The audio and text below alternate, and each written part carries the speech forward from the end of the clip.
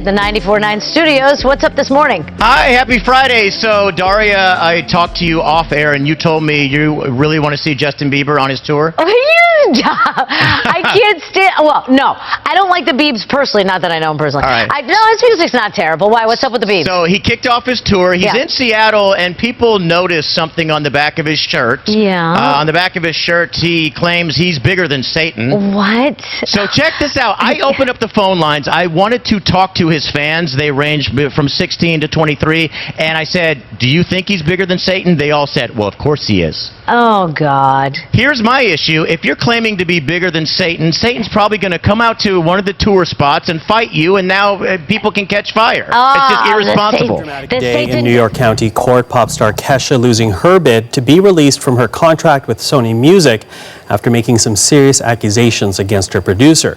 It's putting the whole relationship between artists and the people with whom they work under the microscope. She's a TikTok singer at the center of a legal battle rocking the music industry. Now, Kesha, you will remember, she is a pop star. She burst onto the scene with her big hit, TikTok. She had a series of big pop songs, and she was quite young when she started. But she had signed with RCA Records, and she was working with a label producer named Luke Gottwalk. He's a big-time producer. He's, done countless hits for a number of other stars like Katy Perry and so forth. And he signed her back in 2009. Now, she alleges that Luke, known as Dr. Luke, commonly, drugged and then raped her at the age of 18.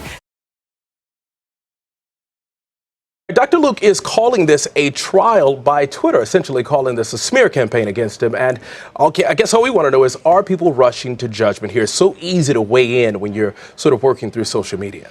And that is part of the price that we pay for the times that we live in. She also made a series of other allegations, serious allegations, that, he psychologically abused her, that he harassed her.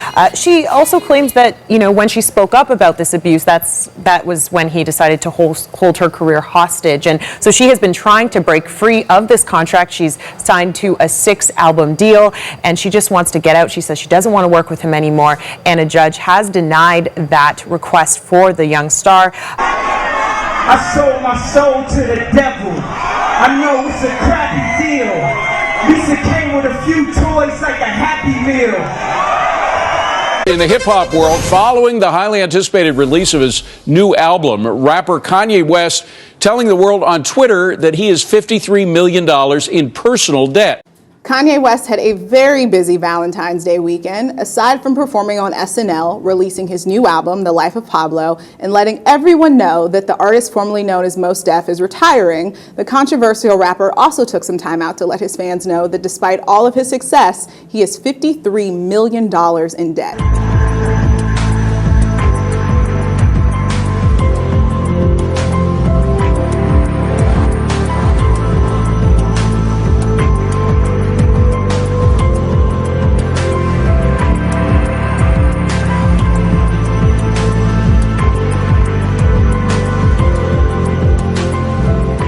UFC prize fighter Conor McGregor, he was asked by TMZ if he thought anybody could beat him. Now McGregor, he's been on a winning streak. This is what he had to say. We have a clip of it. Take a look. How would me versus Jesus in the octagon? I'll tell you what, there's not a man alive that can beat me. But Jesus ain't alive, is he? So I don't know. Maybe he could come back from the dead. I don't know.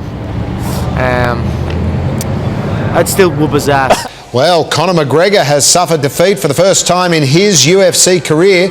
Nate Diaz forcing a second-round submission from the Irishman. Now, Diaz took the fight with only 2 weeks' notice following an injury to McGregor's original opponent.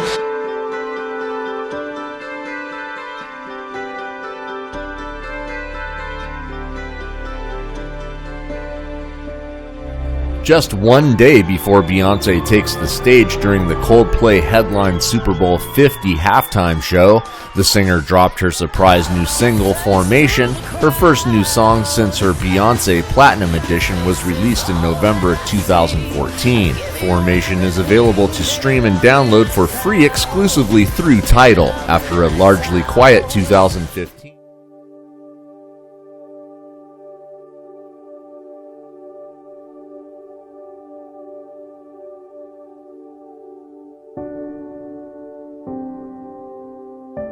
Welcome back to 23 ABC News at 5. Tonight marks the series premiere of ABC's newest comedy, The Real O'Neills. And 23 ABC's Kelly Johnson spoke to the cast in Los Angeles to find out more about this unique show. Kelly?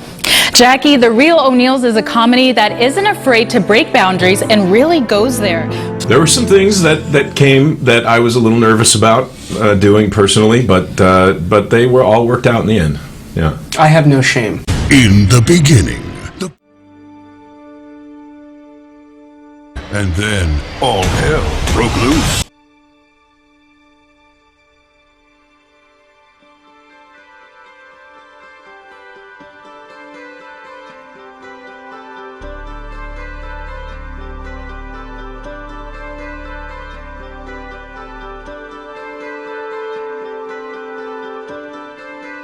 So every time there's a natural disaster, they call musicians or famous people to bring awareness to what's happening in the world.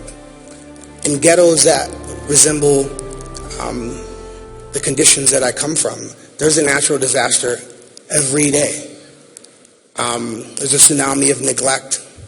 There's war between gang and rival, senseless, just ignorance and crime.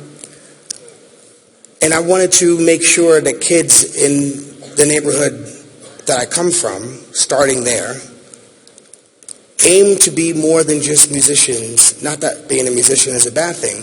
It's just that our industry has collapsed. And I speak from experience that